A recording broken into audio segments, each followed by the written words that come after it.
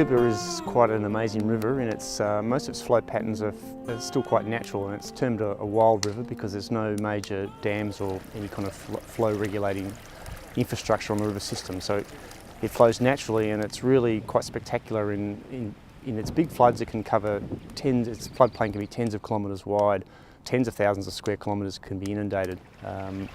But it can be reduced down to very small flows in a particular year, and of course it stops flowing virtually every year for some part of the year. It only flows usually in response to rainfall up in Queensland in summer.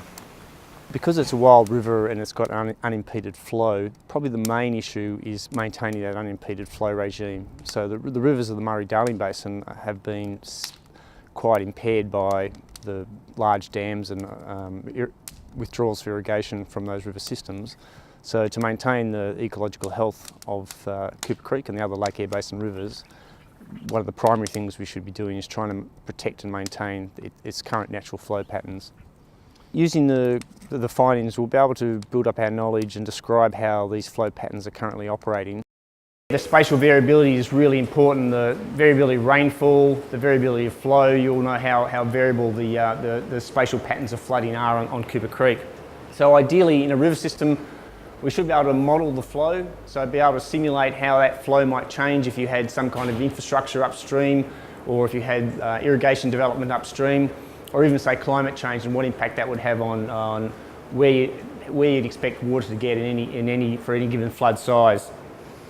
The overarching issue is that the types of rivers that exist in the Lake Eyre Basin and the Channel Country, and the Cooper Creek is typical of this, the types of management practices that are standard in our society for doing river management are based on the temperate rivers of the perennial rivers of the temperate zone, so that the things that we think of as normal for a river aren't actually normal for here. So the channels don't behave like the channels in Melbourne. The floodplains have a completely different function here. So as an example of this, a standard feature of bridge design is that you put abutments on the valley margins and you just put a bridge over the channel, because everybody knows the channel is where the water is. But in the Channel Country and in the arid zone, a lot of the flow is carried on the floodplain. So if you build your bridge with an abutment narrowing the valley, you're actually occluding the flow, which has got some bad management outcomes. The Cooper's main flow path is not always obvious. This is near a Miramelia waterhole. That's a waterhole, so you can see that that's a main flow path. That's another little waterhole, that's another main flow path. But all the rest of this is main flow path too. So these little tiny channels, these bits of swamps, the whole thing is flow path. And it's important to know that it's not just about preserving the channels, it's all flow path. So it's really important to manage these crossings in such a way as to preserve the natural flow regime of the river.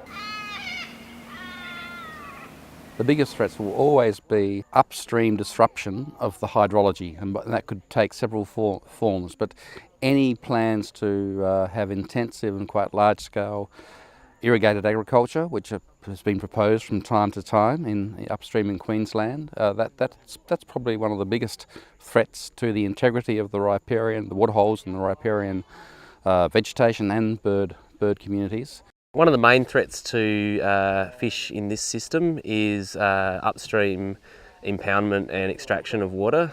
So any extraction that messes with the naturally variable flow regime here will interrupt the life cycle of those fish, and it will interrupt their movement upstream and downstream, and it will potentially also wipe out some of the smaller refuge waterholes if water doesn't make it down often enough from upstream.